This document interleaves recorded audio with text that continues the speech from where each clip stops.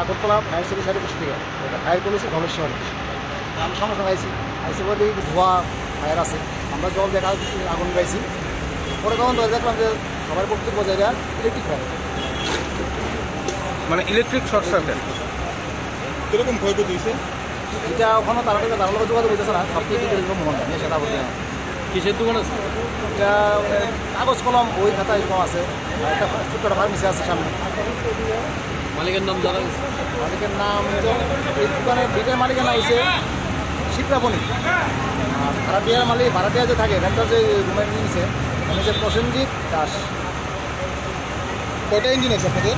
আমরা দুইটা আছি আগুন কি অনিয়ন্ত্রিত? এখন